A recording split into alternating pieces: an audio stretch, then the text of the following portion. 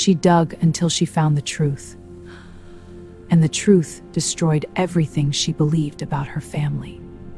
Danielle Monroe was the kind of woman who made people feel safe just by walking into a room. She was 41 years old with natural hair she wore in twists, brown skin that caught the light easy, and a laugh that made strangers turn around just to see who was laughing. She lived in a quiet suburb outside of Charlotte, North Carolina, in a 3-bedroom house she had bought herself after her divorce. She had a small garden in the backyard. She grew tomatoes and lavender. She made her own tea. She lit candles on Sunday mornings and read scripture out loud to herself because no one had ever told her she was worth praying for, so she started praying for herself. She had one brother, Marcus Monroe, 3 years older, 6'2", smooth talker, the kind of man who wore cologne to the grocery store and made sure everyone in a room knew he had arrived. Growing up, Marcus was the favorite. Their mother, Gloria, adored him. She braided excuses for him the way other mothers braided their daughter's hair. Marcus did not mean it. Marcus was just joking. Marcus is a man, he needs space to grow. Danielle learned early that love in her family had conditions. And the conditions mostly favored her brother. But she loved him anyway. That is the thing about women like Danielle. They keep loving people who were never taught to love them back properly. By the time they were both adults, Marcus had married a woman named Regina Calloway. Regina was from Atlanta, mixed heritage. Long hair she wore straight, expensive taste, and a tongue so sharp it could cut glass without even trying. Danielle tried with Regina. She brought gifts when Marcus and Regina got married. She threw the bridal shower herself. She spent $300 on a dress she could not afford because she wanted her new sister-in-law to feel celebrated. Regina smiled at everything Danielle did. That smile never reached her eyes. Danielle noticed but told herself she was imagining things. She was not imagining anything. The first time Regina showed Danielle who she really was happened on a Tuesday afternoon about 8 months into the marriage. Danielle had stopped by Marcus and Regina's house to drop off a birthday card for Marcus. He was not home yet. Regina answered the door in a silk robe with a glass of white wine already in her hand at 4 in the afternoon. She let Danielle in, but she did not offer her a seat. Danielle stood in the entryway and made small talk. She said the house looked beautiful. She said she loved what Regina had done with the living room. Regina looked at her slowly from her feet to the top of her head, the way a woman looks at something she has already decided is beneath her. She said, "You know, Danielle, I have always found it interesting how hard you try." Danielle felt her smile freeze. Regina tilted her head slightly and said, "Marcus told me you used to follow him everywhere when you were children. That you were always trying to be included. That you never quite learned how to just exist without needing people to notice you." The words were delivered quietly and pleasantly as if Regina were commenting on the weather. Danielle felt heat rise to her face. She set the birthday card on the entryway table. She said, "Tell Marcus I came by." And she left. She sat in her car for 10 minutes before she could drive. She called Marcus that evening and told him what Regina had said. Marcus was quiet for a moment, then he laughed softly. He said, "You know how Regina is, Danny. She is blunt. She does not mean anything by it. Do not take it personally." Danielle hung up the phone and stared at the wall. She told herself to let it go. She let it go. That was her first mistake. Because a woman like Regina does not make one cutting remark and stop. That was only the introduction. The first strange thing happened 6 months after the wedding. Danielle had been dating a man named David Osei. Good man. Steady income. Kind eyes. He brought her flowers without being asked. He remembered the names of her friends. He called when he said he would call. David came to a family dinner at Marcus and Regina's house one Sunday. It was the last time David ever came anywhere near Danielle. 2 days after that dinner, David called Danielle and broke up with her over the phone. He said things felt off. He said he could not explain it. He said he had been having bad dreams and waking up with his heart racing, and something in his spirit told him to step back. Danielle was devastated. She cried for a week. She called Marcus. Marcus said, "These things happen, sis. You will find someone better." What Marcus did not tell her was that Regina had pulled David aside at that dinner. What Regina had told him in that hallway by the bathroom While everyone else was eating Danielle's potato salad, she had spent 2 hours making none of them new. Not yet. Danielle moved on. A year later she met and married a man named Terrence Webb. Terrence was a contractor. Hard-working. Faithful at first. The wedding was small and beautiful. Danielle wore ivory. Marcus walked her down the aisle since their father had passed years before. Regina sat in the front row in a red dress. Red. To another woman's wedding. Danielle noticed but said nothing because she was determined that day to only see joy. The marriage lasted 4 years.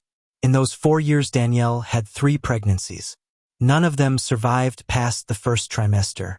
Each loss carved something out of her. The doctors could not explain it. Her body was healthy. Her hormones were normal. There was no medical reason she could not carry a child to term. And yet each time the same thing happened. After the second miscarriage, a woman from Danielle's church named Sister Carol pulled her aside one Sunday after service. Sister Carol was in her late 60s. She had the kind of eyes that had seen too much of the world to be fooled by any part of it.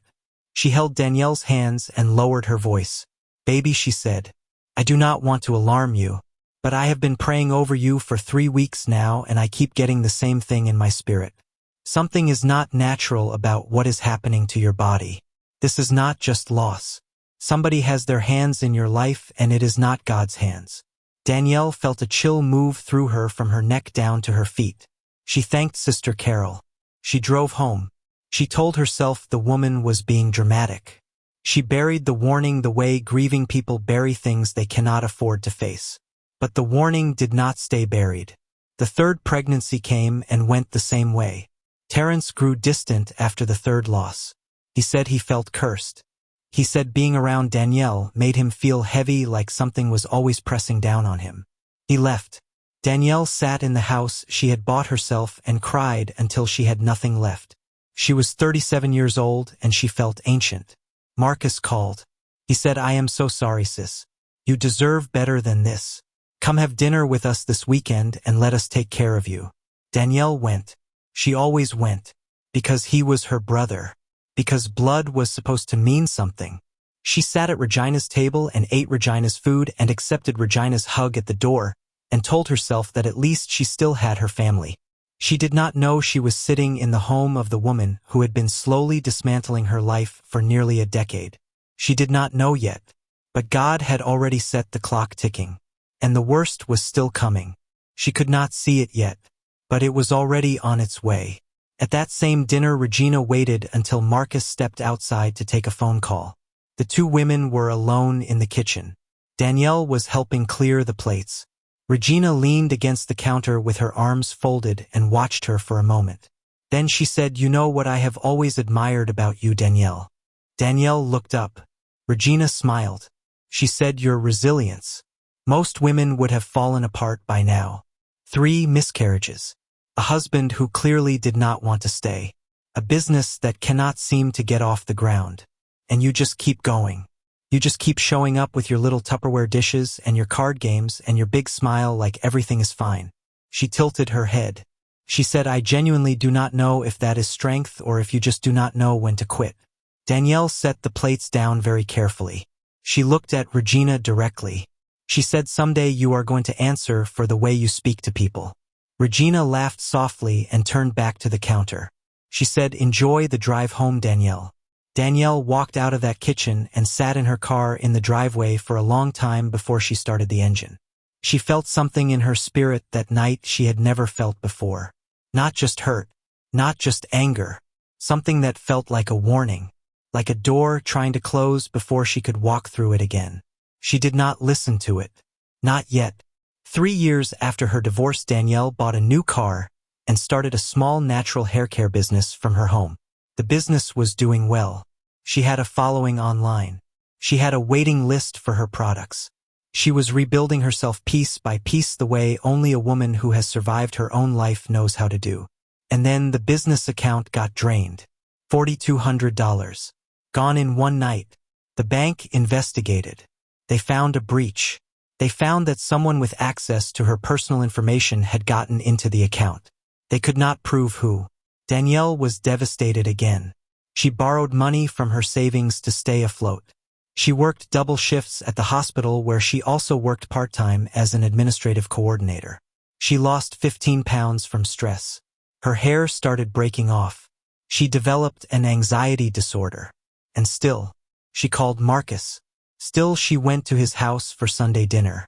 Still, she laughed at his jokes and brought dessert and hugged Regina at the door. Because she did not know. She did not know yet. But every single time she left that house, something in her spirit felt heavier than when she arrived. She told herself it was grief. She told herself it was just the season she was in. She was not in a season. She was under attack. And the person orchestrating it had been watching her fall for years without flinching. The moment Danielle found out the truth started with a woman named Miss Odessa Banks. Miss Odessa was 73 years old. She lived 2 streets over from Marcus and Regina. She had lived in that neighborhood for 40 years. She knew everything about everybody and minded nobody's business but the Lord's. Until the Lord told her to mind this one. One Saturday morning, Miss Odessa stopped Danielle in the parking lot of the grocery store.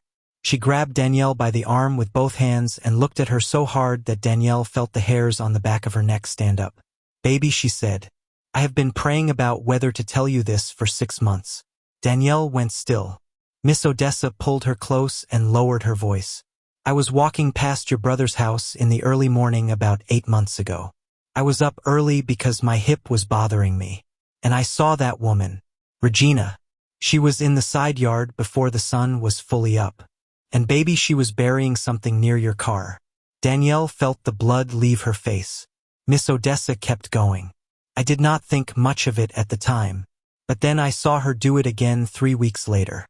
This time near the back fence. And she had a black bag with her and she was muttering. And I am old enough and southern enough to know what muttering over buried things means." Danielle stood in that parking lot unable to speak. Miss Odessa squeezed her hands.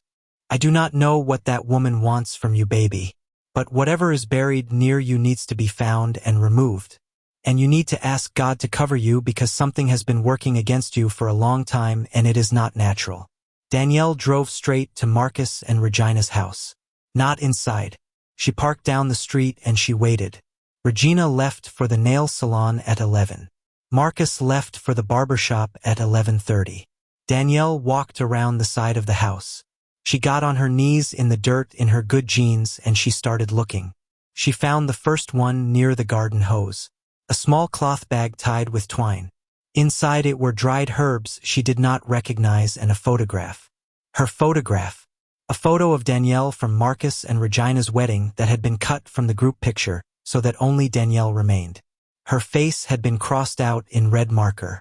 Danielle's hands were shaking so hard she dropped it. She kept looking. Near the back fence, just like Miss Odessa said, she found a small glass jar. She opened it slowly. Inside was dark oil. Something that smelled like iron and soil. A piece of paper with her name and birth date written in handwriting she recognized immediately. Her brother's handwriting. Not Regina's. Marcus. Her brother had written her name on that paper. Danielle sat down in the dirt behind her brother's house and pressed her hand against her mouth and did not make a sound. Everything she had lost in the last decade played across her mind like a film. David who left her without explanation. The babies she could not keep. Sister Carol standing outside the church doors holding her hands saying, "This is not natural, baby, somebody has their hands in your life." Terrence who said she made him feel cursed. The business account. The anxiety, the weight loss, the loneliness, all of it. Her brother who had walked her down the aisle. Her brother who called to check on her after every loss. Her brother who said, "You deserve better than this, sis." That same brother. She drove home. She called a pastor she trusted. She called a spiritual counselor who had helped women in her church before. She called a lawyer. And then she went home and she got on her knees and she prayed the most broken prayer she had ever prayed in her life. She said, "God, I do not understand this. I do not know how long this has been happening. I do not know what has been stolen from me. But I am asking you to restore everything. Every relationship. Every child you intended for me. Every dollar. Every dream. Every year. I am asking you to give it all back and to expose every dark thing done against me in secret." She stayed on her knees for 2 hours. She did not call Marcus. Not yet. What came next was not Danielle's plan. It was God's. Marcus called her 4 days later. He said Regina had found something she had misplaced and needed to talk to Danielle about it. His voice was tight. Something in it was off. Something underneath the words was cracking, and he was trying very hard to hold it together. Danielle agreed to come over. When she arrived, Regina was standing in the kitchen. Her arms were crossed. Her face was hard and arranged the way a guilty person arranges their face when they have decided to fight instead of confess. Marcus stood to the side with his hands in his pockets, staring at the floor. Danielle placed the jar on the kitchen table. She placed the cloth bag beside it. She placed the photograph with her crossed-out face on top. She looked at her brother. She said nothing. Marcus looked at the items on the table. His jaw tightened. He looked at Regina. Regina did not hesitate. "Those are not mine," she said. Her voice was flat and unbothered, as if she had already rehearsed this moment. "I have never seen those things before in my life. Somebody clearly wants to cause trouble between this family, and they are using you to do it." Danielle looked at her. She did not raise her voice. She picked up the paper with her name on it and held it out across the table toward Marcus. She said, "This is your handwriting, Marcus." Marcus stared at the paper. Regina spoke first. "That could be anyone's handwriting. You are coming in here making accusations against your own family based on some things you claim to have found in a yard. That is not proof of anything." Danielle kept her eyes on her brother. She said, "Marcus, look at me." He would not look up. She said, "Marcus, I lost 3 babies. I lost my marriage. I lost my business account. I have had anxiety so bad I could not drive myself to the grocery store. And Sister Carol told me 2 years ago that something unnatural was working against my life, and I buried what she said because I did not want to believe it could come from inside my own family." Her voice did not shake.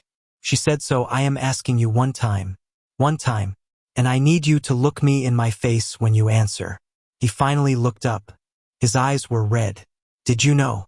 The kitchen was completely silent. Regina said, "Do not answer that, Marcus. She is trying to manipulate you.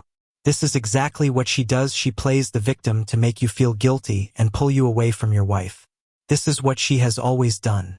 You know what she is like. You told me yourself how needy she has always been. Do not let her do this to us right now." Danielle did not look at Regina. She kept her eyes locked on her brother. She said, "Marcus," and something in him broke completely open. He sat down in the kitchen chair like a man whose bones had stopped holding him up. He put his face in both hands. And he said, "I am sorry, Danny. I am so sorry." Regina's composure cracked instantly. Her voice went sharp and high. "Marcus, do not do this right now. You do not owe her anything. She came into our home with accusations, and you are going to sit there and—" Danielle turned and looked at Regina for the first time since she had walked through the door. She said, "You can stop talking now." And something in how she said it made Regina go completely quiet. What came out of Marcus over the next 2 hours was almost too horrible to sit with. Regina had started practicing dark spiritual rituals before they were even married. She had been given instruction by a woman she called her mentor. A woman nobody in that family had ever met. A woman who had told Regina early in their relationship that Danielle carried a calling on her life that would eventually pull Marcus back toward his sister and away from his wife. A calling that needed to be disrupted before it grew too strong to stop. Regina believed Danielle's light was a threat, so she worked to extinguish it. And Marcus had not started it. But he had known. He had known for 3 years and said nothing. He had let his wife bury things near his sister's car. He had let her burn things in the backyard at night. He had given her personal information about Danielle without questioning why she needed it. He told himself it was harmless. He told himself he did not believe in that kind of thing anyway. He told himself Danielle's problems were just life. Just life. Danielle looked at her brother. This man who had held her hand at their father's funeral. This man who had walked her down the aisle. This man who had called every time she lost a baby and said, "I am so sorry, sis, you deserve better." That same man had known. And she felt something she did not expect.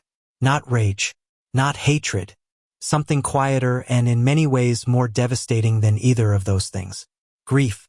The grief of realizing that a person you loved was never fully who you believed they were. The grief of understanding that some of the most painful years of your life did not have to happen. She picked up her items from the table. She looked at Regina. She said, "I bind everything you have sent against me in the name of Jesus. Every work of your hands against my life is nullified right now in this kitchen. What you have stolen from me, God will restore. And what you have done in darkness, God will bring into the full light, whether you are ready for it or not." She looked at Marcus. She said, "Do not call me. Do not come to my house. Do not send me birthday messages. Do not show up at my door. We are done." And she walked out. That was 3 years ago. In the months that followed the kitchen confrontation, Regina's world began to come apart at the seams. It did not happen all at once. It happened the way darkness unravels when light is finally let in. Slowly at first, then all at once. The woman Regina called her mentor, the one who had taught her everything, the one who had given her the rituals and the instructions and the names of things Danielle could not even pronounce, was arrested 3 states away. The charges were financial fraud, exploitation of vulnerable women, and something else the news report described only as ritualistic criminal activity. Her name and photograph were all over the internet within a week. Regina had built her entire spiritual practice on that woman's foundation. And that foundation had just been publicly destroyed. Within 2 months of the arrest, strange things began happening in Marcus and Regina's house.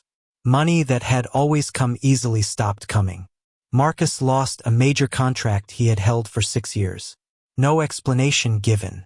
The client simply moved on. Regina's car was repossessed on a Tuesday morning right in front of her neighbors. She stood on the driveway in her bathrobe and watched it happen and did not make a sound. Then her health began to break. It started with headaches so severe she could not get out of bed. The doctors ran every test available. They found nothing. They sent her to specialists. The specialists found nothing either. She lost weight rapidly. Her hair, which she had always worn long and straight, began to thin. Her skin lost its glow. She looked in the mirror one morning and barely recognized herself. She called 2 of her closest friends for support. One of them told her calmly that a woman from their circle had come forward with information about things Regina had done years ago. Private things, damaging things, and that the friendship was over, effective immediately. The second friend did not answer the phone. She never answered again. Regina sat alone in a house that had once felt like a kingdom and felt the walls closing in around her. Marcus could not look at her. He had confessed everything that day in the kitchen, and the confession had not brought him relief. It had brought him a mirror, and he did not like what he saw in it. He started sleeping in the spare room. He stopped coming home for dinner. He filed for divorce 4 months after the kitchen. Regina did not fight it. She had nothing left to fight with. By the time the divorce was final, she had moved into a small apartment across town. No furniture of her own. An air mattress on the floor. A single pot in the kitchen. The woman who had leaned against a marble counter with a glass of wine and called Danielle resilient with a smile like a razor blade. The woman who had buried dark things in the dirt and called it power. The woman who had sat in the front row of another woman's wedding in a red dress. That woman was now sitting alone on an air mattress at 40 years old, wondering where everything had gone. She knew exactly where it had gone. She had sent it all there herself. And Marcus lost everything the divorce did not already take. His reputation went next. Someone in their circle found out what he had known and said nothing about for 3 years. The story spread the way stories spread in tight communities. Quietly at first, then loudly, then permanently. Phone calls stopped coming. Invitations dried up. Business connections who had known him for years suddenly became unavailable. He moved to a city where nobody knew his name and started over at 44 years old, renting furniture and eating alone and learning what it means to live with the full weight of what you allowed to happen to someone who only ever loved you. Regret is a long and quiet road, and he had only just found the beginning of it. Now, Danielle had started over too, but her starting over looked nothing like theirs. She started a new business, and within 18 months it had crossed 6 figures. She met a man named Gregory at her church. Quiet man, praying man, patient man. Gregory was the kind of man who asked how you were doing and then actually waited for the answer. He brought her coffee the way she liked it without being asked twice. He prayed over her out loud in the car before they went anywhere. He said, "I am not going anywhere," every single time she gave him a reason to leave just to test if he meant it. He always meant it. They married on a Saturday in October under a sky so clear and blue it looked like God had painted it specifically for that afternoon. Danielle wore white. Not ivory this time, white. And in the spring of the following year she found out she was pregnant. She did not celebrate immediately. She had been here before. She sat with the positive test in her hands for a long time in the bathroom with the door closed. She said out loud to the empty room, "I trust you. Whatever happens, I trust you." She carried that pregnancy through the first trimester. She called her doctor crying so hard she could barely speak. She carried it through the second trimester. Gregory held her hand at every single appointment.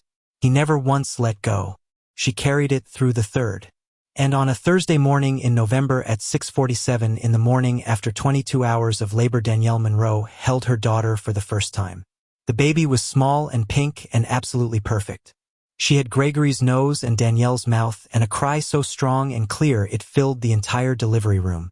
Danielle held her against her chest and pressed her lips to the top of her head and closed her eyes. She did not say anything for a long time. She just held her. She held her the way a woman holds something she almost did not get to have. The way a woman holds a miracle she had to survive a war to receive. Gregory was beside her with his hand on her back and his face wet with tears. He was not even trying to hide. The nurse asked what her name would be. Danielle looked down at her daughter's face.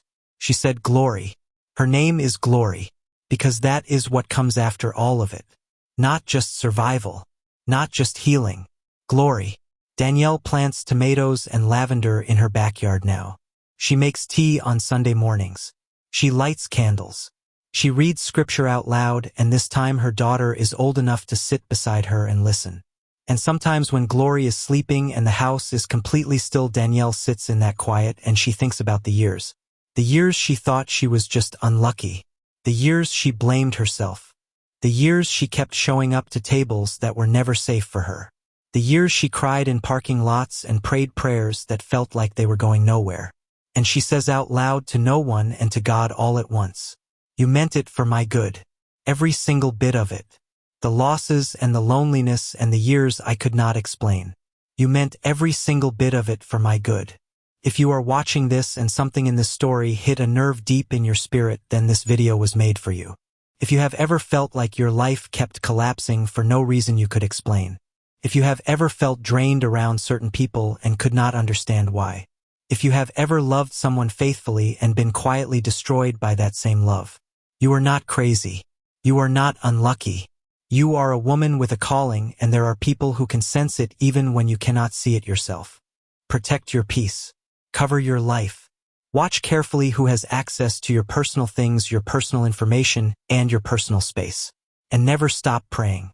Because the same God who saw everything done against Danielle in secret is the same God who is watching over your life right now. Danielle made it through. And so will you.